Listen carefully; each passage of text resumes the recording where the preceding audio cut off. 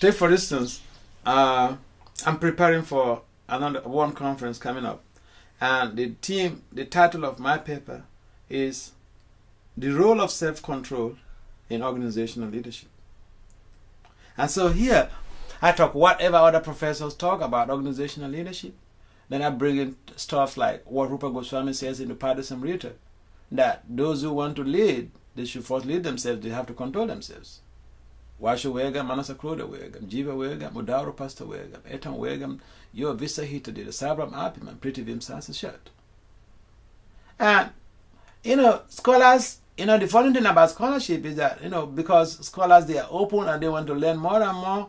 If you present something they know, and then you also add something they don't know, then you are the actual scholar. I tell you a funny story.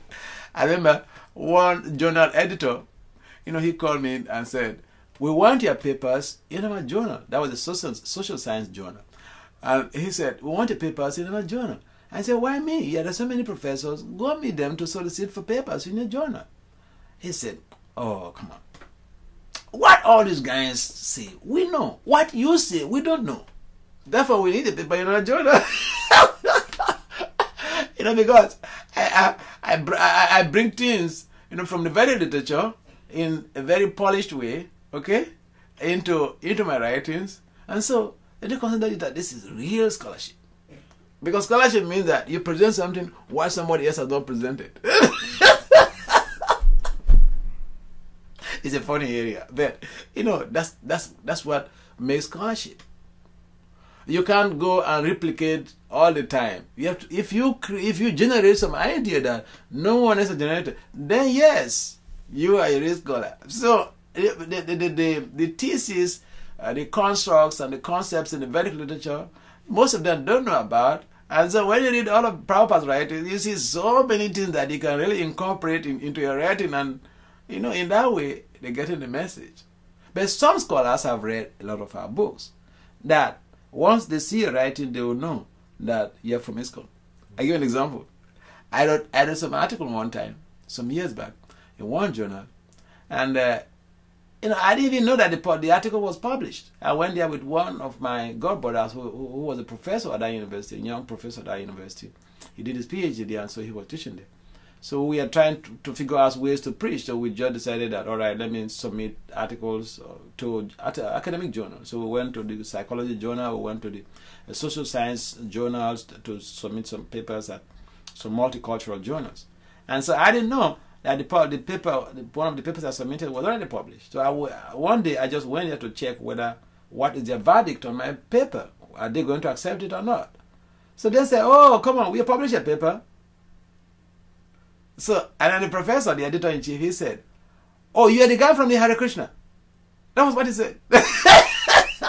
So I said, "I didn't talk anything about Hare Krishna on my paper." He said, "I've read your stuff. That is Hare Krishna philosophy." So, the scholars, most of them, they are, especially those from the faculties of arts and the social sciences, they are very versatile. There are some people who don't just log into the four walls of their house or four walls of their faculty alone. They like to read broad.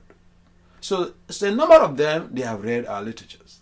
And so those type of people, you can't confuse them. If they read your paper and it has some stuff from Prabhupada's writings, they will know. But then that will impel them to become more friendly. Like the professor I was referring to, he became so friendly that he was editing so many books and some journals. And then we struck a deal. He wanted me to contribute to his journals and books. So each time, in fact, we resolved at one point in time that he won't go to press until he gets my articles. And so we use him to do a lot of preaching in that university, And he was doing a lot of preaching even verbally with other professors on behalf of ISKCON. So that is how it works when you actually clamp down on one professor who actually becomes favorable to Prabhupada's teachings.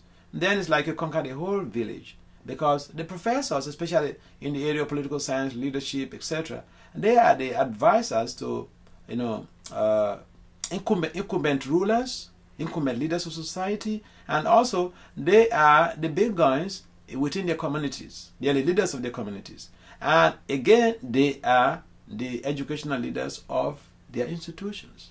So, like Krishna mentions in the Gita, whatever a great man does, the common man follows. Whatever standard he says, the whole world pursues.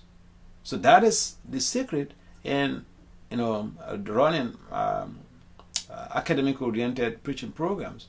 But it is very tasking for devotees in general, because you have to have a high standard of sadhana to be able to survive it. Because, you have so much things to read, and you need to really have less time of sleep and more time of reading and more time to be able to focus on your chanting. That will consolidate your position, and in that way you'll be able to thrive.